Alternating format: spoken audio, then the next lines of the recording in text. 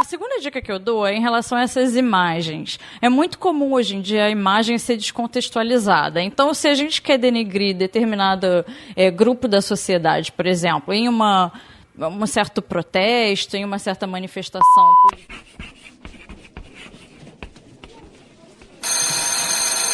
Moi Camoi, bem-vindo ao podcast Papo de Educador. Eu sou o professor Damione Dabito e o tema de hoje é letramento midiático.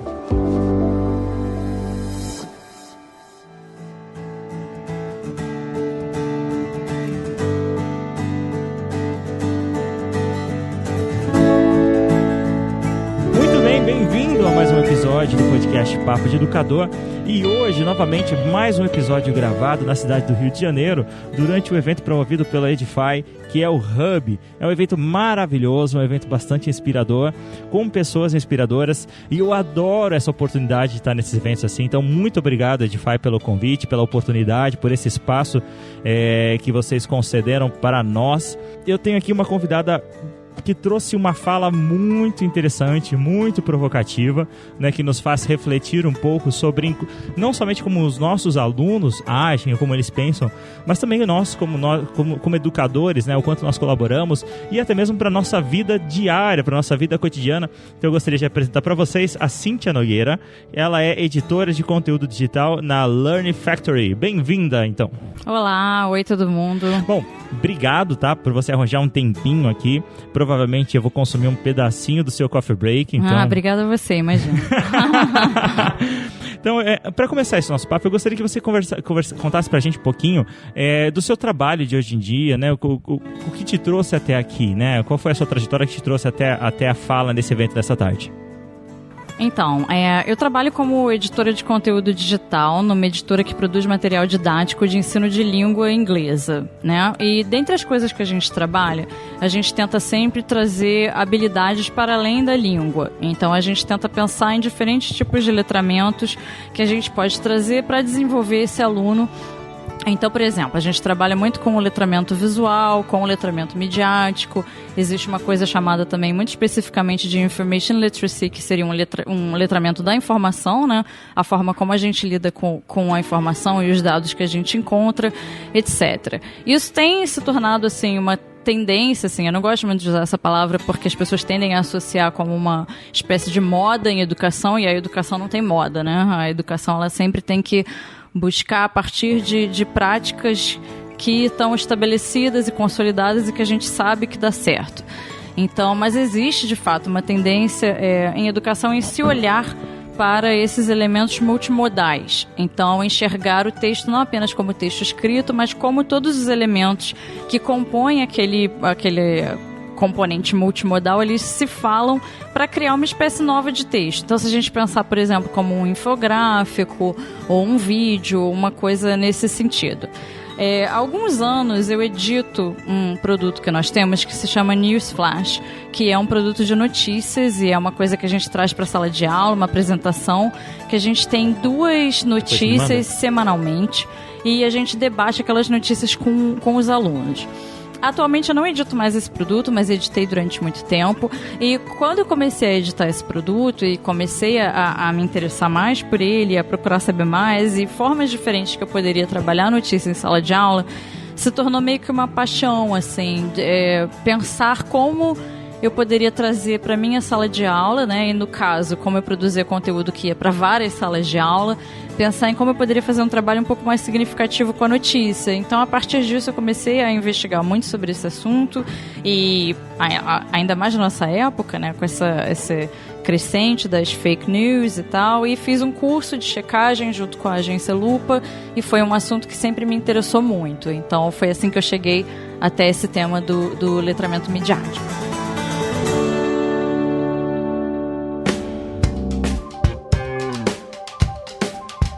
Durante a sua fala, né, você falou, que eu achei muito interessante, sobre o efeito Dunning-Kruger.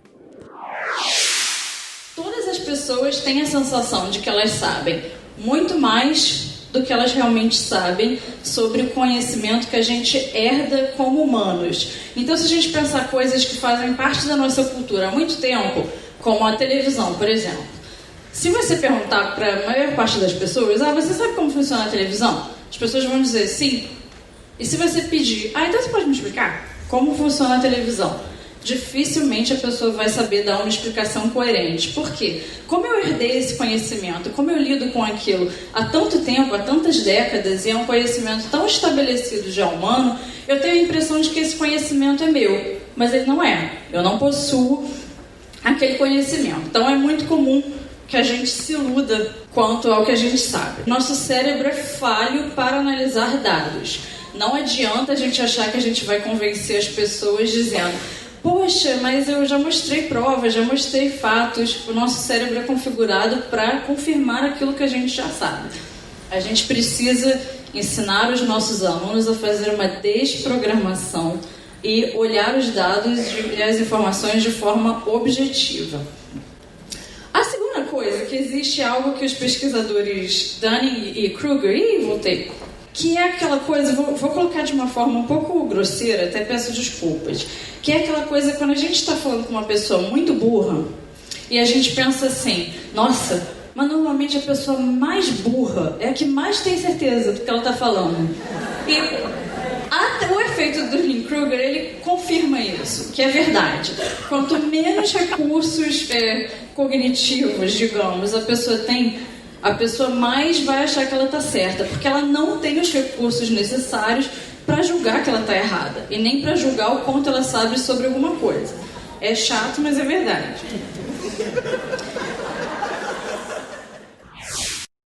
E isso arrancou risos de toda a plateia, que é em relação à ilusão de saber que você...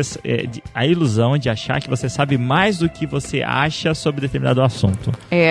Você pode desenrolar um pouquinho? Posso. É um pouco desagradável, né? Porque é difícil a gente tentar trazer isso à tona sem chamar as pessoas de burras, mas assim, então isso acontece muito quando a gente pensa, por exemplo, se a gente levar isso para a esfera da política e a gente pensar, o candidato tal é tão burro que se a gente levá-lo para uma entrevista vai ficar claro para a audiência dele que ele é um idiota, porque ele será entrevistado, ele vai dizer uma meia dúzia de asneiras e todas as pessoas vão conseguir identificar que ele, na verdade, não fala nada que presta. Porém, isso não é verdade, porque o público dele não tem recursos cognitivos suficientes para julgar o que daquilo dali pode ser verificável, o que dali é checável, o que dali é fato, o que daquilo dali tem um viés interpretativo muito grande. E quais são as implicações. Exatamente. Eu pedi para você abordar, né, pra gente começar a nossa fala desse ponto, porque eu acho que daí sai muita coisa, né? Hoje a gente vive num contexto muito complicado, né, aonde todos brigam, né, bom, eu vou datar esse episódio, sabe, podcast geralmente a gente não data, mas nós estamos em pleno período de campanha em 2018, e, né, isso só se fala em eleições, em política, e nós vemos muitas pessoas discutindo, degladiando na internet, degladiando nas redes sociais, pessoas que são amigas fazendo amizades, arrumando brigas. Essa semana eu vi, não sei se a minha bolha é meio agressiva, mas eu vi pessoas já se ameaçando, né, a chegar em vias de fato por causa de política. Caramba. E às vezes por discussões... Eu vejo mais ameaças de unfollow. Assim, eu vou me isolar, não quero mais falar com ninguém que pensa diferente. Pois é. Desisto. E eu acho que isso explica muita coisa do que a gente tem vivido, né? Com certeza. E eu acho que trazer essa discussão, né, trazer essa discussão à tona, colocá-la na mesa, ajuda a entender como o educador que está nos ouvindo pode contribuir para que haja maior entendimento em relação a isso. Quando existe, então, quando são jogados, nós vivemos uma era de fake news, né? São jogados esse monte de informações que são inverificáveis ou então que são claramente sem conteúdo ou sem procedência. Essas pessoas elas não sabem o que fazer para verificar. E eu achei muito legal que você deu algumas dicas muito importantes para a audiência hoje da sua palestra de quais perguntas se fazer em relação a isso. Eu acho que tem inúmeras maneiras da gente fazer a verificação de um fato, né? É difícil a gente dar dicas gerais que se prestam a qualquer meio, porque cada meio vai se dar a uma coisa melhor. Mas o que eu diria basicamente é assim, se você receber uma coisa por WhatsApp e essa coisa não é um print screen, não é um screenshot assim, de uma notícia de um site, que você possa ir no site verificar, eu recebi uma foto que tem uma legenda que foi a própria pessoa que escreveu, né? Eu diria, antes de mais nada, pega esse texto que a pessoa escreveu e te mandou, checa isso no Google, vê que veículos de mídia estão noticiando isso. Porque a gente, mal ou bem, nós temos veículos de mídia tradicionais, especializados e que dificilmente dariam uma notícia que não fosse comprovada. Não é que não aconteça, né? Veja bem, porque as pessoas também podem dizer, mas a mídia tradicional também tem muitos problemas e tal. Tem, e é verdade que tem, a mídia tradicional também tem viés, também tem sua parcialidade. Mas o importante é a gente saber, a gente procurar em mais de um lugar também. E a segunda dica que eu dou é em relação a essas imagens. É muito comum hoje em dia a imagem ser descontextualizada. Então, se a gente quer denegrir determinado grupo da sociedade, por exemplo, em um certo protesto, em uma certa manifestação política legítima, a gente pega uma foto de destruição de patrimônio, que as pessoas gostam muito, né, desse tipo de foto, ou de pessoas ateando fogo em carros, em coisas assim, e as pessoas atribuem aquele momento e dizem, aqui os professores que estavam protestando contra XYZ. E é muito importante que a gente saiba detectar se aquela foto se refere de fato àquele evento específico. A gente tem inúmeros casos recentes de fotografias que foram replicadas e compartilhadas, a infinidade, que se referiam a eventos absolutamente diferentes do que era alegado. Então a gente pode usar tanto o Google Images para fazer uma busca reversa de imagens, isso é super simples de fazer, a gente vai lá na busca e em vez de a gente usar um termo, uma palavra, a gente sobe a imagem para o site e ele vai achar outros lugares onde essa imagem aparece. A outra forma que eu normalmente indico de se fazer essa busca é usar um site que chama TinEye, T-I-N-E-Y-E. O TinEye, ele faz uma verificação de onde aquela imagem surgiu pela primeira vez, que outros veículos usaram aquela imagem. Então essa é uma verificação assim bem básica, só da gente checar se aquela notícia de fato existe, aquela notícia é uma notícia. E aí a gente vai passando para coisas um pouco mais profundas. Se eu estou, por exemplo, dentro de um site já de notícia, e atualmente a gente tem muitos sites com vieses políticos assim fortíssimos, eu preciso me perguntar, o que eu sei sobre esse veículo? Então esse site ele precisa me dar uma seção sobre, que seja compreensiva, que tenha muitos dados, que eu possa entrar em contato, que eu saiba quem criou aquele veículo e que tenha influências claras descritas ali. Outras dicas que a gente precisa prestar atenção: se existe uma fotografia nesse artigo de notícia, ela precisa estar acreditada. Se existem fontes creditadas nessa notícia, essas pessoas estão ali com os seus devidos apostos, digamos assim, elas estão nomeadas e identificadas corretamente, eu posso confiar nesses dados que estão aqui. Os documentos que são citados nessa matéria, eles podem ser verificados? Existe alguma forma de eu checar os fatos que estão sendo apresentados nessa notícia? Quando a gente tem um site meio esquisito, assim, que a gente suspeite, tipo, eu nunca ouvi falar desse site na minha vida, o nome desse site. Tipo, sei lá, às vezes acontece da gente receber notícias que são, sei lá, noticiasquentes.com.br. Aí a gente tem que ligar o que eu chamo, assim, de desconfiômetro, né? Porque para nós, para quem cresceu num mundo onde não existia tecnologia digital, a gente se acostumou a confiar muito nos veículos estabelecidos de mídia. Estava escrito, era verdade. Exatamente. Se saiu na Folha, saiu no Globo, quem sou eu para questionar que aquilo ali é verídico? Mas não havia também, ao mesmo tempo, se a gente parar para pensar, não sei, folhetos que eram distribuídos na rua com notícia falsa, sabe? Então, o que a gente tinha de fonte era aquilo. Na internet, não. Na internet eu tenho tanto a mídia tradicional competindo com veículos independentes, que são, sim, confiáveis e têm legitimidade, mas também competindo com inúmeras outras coisas que, muitas vezes, em termos de diagramação, layout, dinheiro investido naquilo, soam e parecem coisas muito confiáveis e não necessariamente são. Um exemplo é aquele site que eu acho maravilhosamente engraçado, que é o Sensacionalista, né? Exatamente. O tanto de pessoa que compartilha aquilo revoltado achando que é real. Eu vou deixar link no post para você que não conhece o Sensacionalista. Você precisa ou não conhecer ele, que é um site que ele é travestido de verdade, ele é travestido de uma mídia séria. E ele coloca absurdos com um texto jornalístico, com um português convincente, né? E são geralmente notícias, assim, super absurdas, né? Se você ler o disclaimer do site lá, você vai ver que ele é um site de humor, né?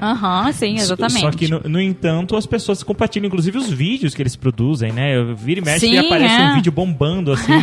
É um vídeo muito conhecido, da mãe, né? Da mãe ou da professora que foi presa. E ela tava feliz porque ela conseguia ler livros na cadeia, não lembro. Esse eu nem vi. Bom, mas por que nós estamos falando sobre isso? Porque é o seguinte, educador, nós sabemos que nós vivemos nessa época complicada e um dos nossos objetivos é ajudar os nossos alunos a formar esse pensamento crítico. Então é importante saber, conhecer essas ferramentas para ajudá-los a pensarem criticamente. Sim. Como a Cintia acabou de destacar, é muito importante confirmar as fontes das informações. E mesmo as notícias que vêm de fontes confiáveis, por exemplo, com mídias grandes, né, veículos grandes de informação, existe uma motivação política, digamos assim, ideológica por trás. Claro, sim. E isso não é crime, isso é natural. Uhum. Nós não somos seres neutros, as notícias normalmente não são escritas por pessoas neutras, então é muito natural que surjam aí pontos de vista. E aí você falou, inclusive, sobre a questão da visão lateral, é isso? Da leitura lateral. Leitura lateral, isso. É um exercício simples e ela é uma coisa simples de ser feita em sala de aula e ela nos ensina a ensinar inúmeras coisas, ajuda a ensinar inúmeras coisas para os alunos. Então a leitura lateral é basicamente, em vez de você se aprofundar dentro de uma mesma fonte de notícia, você navegar meio que horizontalmente. Então você pensa um tópico que você quer tratar na sala de aula, uma notícia específica, e você busca como diferentes veículos vão notificar aquela mesma história. O importante aqui, quando a gente tem em mente que a gente vai curar esse conteúdo para a sala de aula, é a gente pensar em trazer veículos que têm posicionamentos também diferentes. Também não adianta nada se a gente trouxer 2 ou 3 que têm exatamente o mesmo posicionamento em relação àquela questão. Mas uma vez que você dá uma diversificada maior e você consegue trazer textos diferentes, inclusive gêneros e formatos diferentes, que é o que eu sou a favor. Então, se eu estou tratando de uma notícia que fale sobre... Atualmente é muito comum a gente falar sobre comida, por exemplo, de um ponto de vista nutricional, né? Então, volta e meia surge algum novo ingrediente ou componente da comida que é o novo vilão da dieta. E se a gente buscar tratar aquilo de forma que a gente vai trazer para a sala de aula, a notícia do jornal, o texto do blog, eu vou trazer um infográfico que trata daquele assunto, eu vou trazer uma tabela nutricional, eu vou trazer um rótulo de alimento e vou ensinar o aluno a decodificar aquilo, eu vou trazer um rótulo de produto. Então, o letramento midiático, ele é isso, ele é ensinar o aluno a lidar com o dado e, voltando um pouquinho à leitura lateral, uma coisa que acontece comumente é a gente conseguir ver através da manchete, mesmo sem ler o artigo, o que o posicionamento daquele veículo de mídia está me dizendo sobre o que eles querem dizer sobre aquele assunto, né? Então é um exercício assim, muito interessante, tanto para o professor que está trabalhando simplesmente com o letramento midiático, quanto com o professor que trabalha com a língua e a linguagem, porque ele consegue depreender dali elementos essenciais da persuasão que aquela linguagem quer trazer pra gente. Um exemplo, se caso você não esteja entendendo o que a gente está falando, é, por exemplo, uma manchete de um determinado jornal vai se referir a uma manifestação como grevistas. Em outra determinada mídia chamam de vândalos ou arruaceiros, exatamente. Né? E só por essa linguagem avaliativa a gente já consegue dizer o que o jornal pensa sobre isso. Exatamente, se ele apoia ou se ele é contra. Isso. Né? Justamente, e algo bastante simples. Outra coisa que você falou e eu achei fantástico, porque é totalmente a ver com o que nós vivemos hoje, assim como tudo que você falou, tá? Então tá de parabéns, eu gostei muito da sua fala. Muito obrigada. É a questão de diferenciar, é importante diferenciar, ensinar aos nossos alunos diferenciar fatos de opiniões. Eu acho que é extremamente importante. Eu parei para analisar, assistir o último debate político que aconteceu na TV.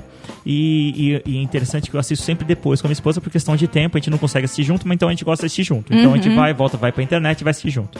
E em determinados momentos do debate, eu dou pause e a gente comenta, conversa, porque dentro de casa a gente discorda. Nós temos visões políticas diferentes.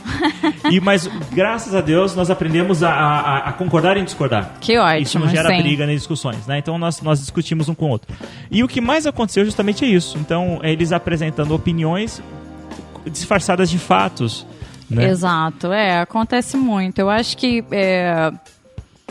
isso é uma coisa muito importante da gente ensinar para os alunos, porque o que acontece também eu acho que é também um sinal do nosso tempo, o fato de que as pessoas querem encarar tudo com uma certa relatividade, como se tudo fosse relativo e não é.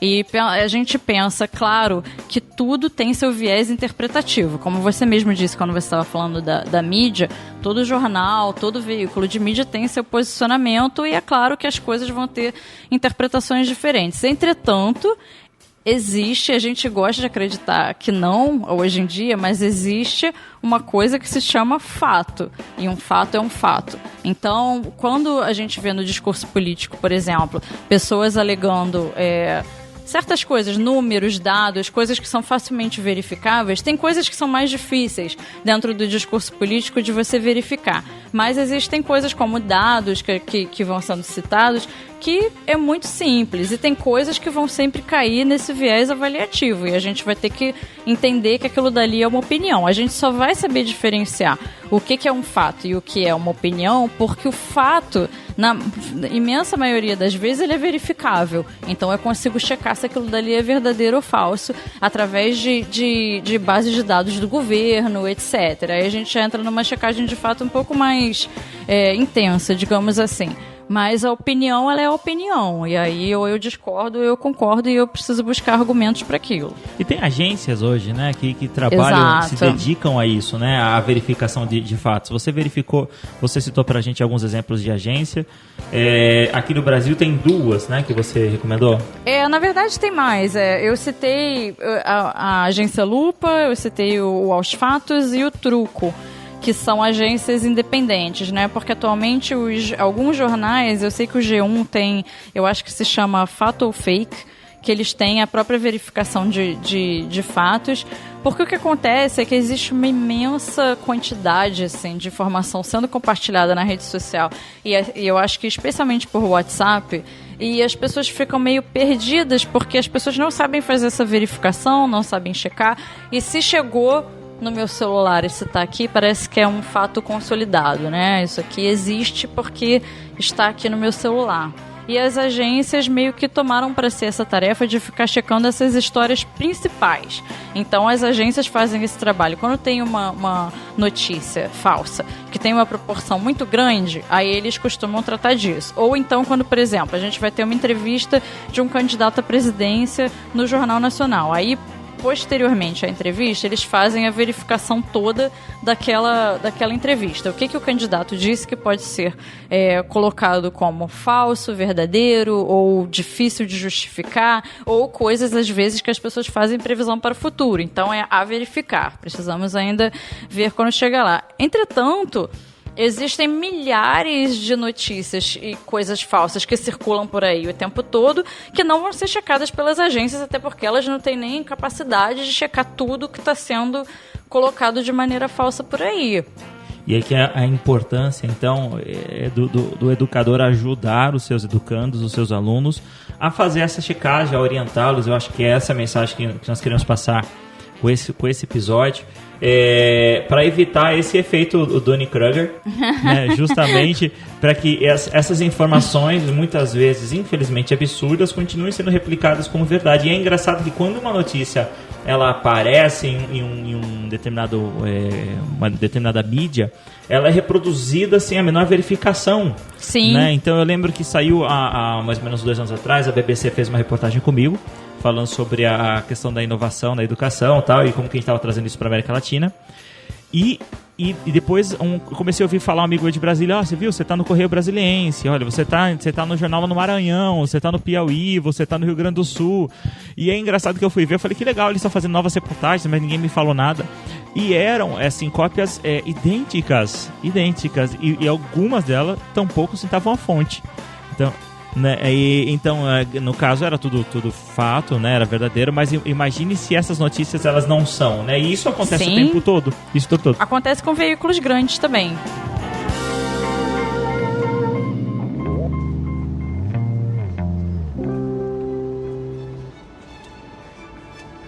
É isso, Cíntia, eu queria te agradecer pela sua disponibilidade de estar gravando com a gente. Obrigada a você. E eu queria que você deixasse um recado ou uma recomendação para aqueles que estão nos ouvindo.